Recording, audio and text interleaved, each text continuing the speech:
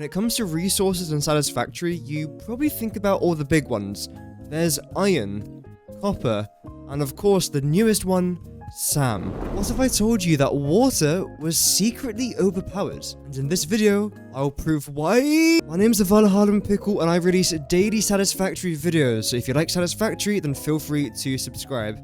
But without further ado, let's get straight into this video. Firstly, let's start with the basics. Water can be collected from almost any body of water, meaning essentially it is almost unlimited, and you can collect it using the water extractor. This thing is unlocked in tier 3 of the hub in the coal power milestone. As you can see, it's a fairly big machine, but it isn't that expensive to produce, as long as you are automating copper sheets, reinforced iron plates, and rotors, which by this stage of the game, you should be. And a fun fact about the water extractors, if you try and place it down in the large body of water, as you can see, you can move it freely. However, if you place foundations in the water, you can actually snap it to a grid, which makes placing them closer to each other much more possible without having to fidget around too much. So I do recommend placing foundations if you have the resources to spare it. And essentially, that's the basics of water pretty much covered. And let's talk about why I absolutely love this thing. First of all, water is used in 21 different recipes. You can use it to make anything from fabric, plastic, rubber, liquid biofuel, all the way down to very important space elevator parts. And that's of course without even beginning to mention its crucial role in regards of nuclear power. And it doesn't take me to tell you that water in Satisfactory is generally very important, but it has a secret use that not many people seem to utilize. But in my opinion, water is most valuable whilst using this, the refinery. And there is one main reason as to why that is so. If we select the refinery and just type the word pure, this will pretty much give you the answer as to why I think water is the best resource in the game. Pure ingots, as well as pure crystals, and of course, wet concrete. In fact, let's take concrete as an example. If we wanted to produce 15 concrete from the constructor, we would need 45 limestone per minute. But if we use water in the refinery, it goes down to 22.5 limestone per minute, so you save almost half your limestone. And of course, it doesn't just end there. How about quartz crystal? If I want to make 22.5 quartz crystal, I need 37.5 raw quartz. If we go into the refinery, now that's down to just 28.9, or pretty much 29 raw quartz, which doesn't sound like you're saving much, but considering it's quite a rare resource, you are saving a good amount.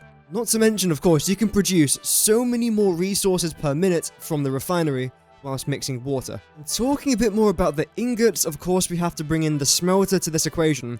If I wanted to make 30 iron ingots in the smelter, we need 30 iron ore. It's a 1-to-1 ratio. Unless, you guessed it, you use water. Then it's pretty much halved. That is right, halved.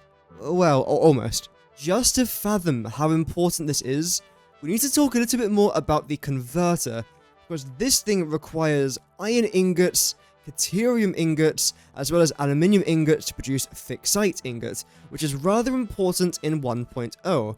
And of course, you need an absolute ton of iron ingots. And now you can double production using water. Same for copper, same for deuterium, and of course, same for quartz crystals. This water recipe, and water in general in this game, is so important. And again, it's almost unlimited.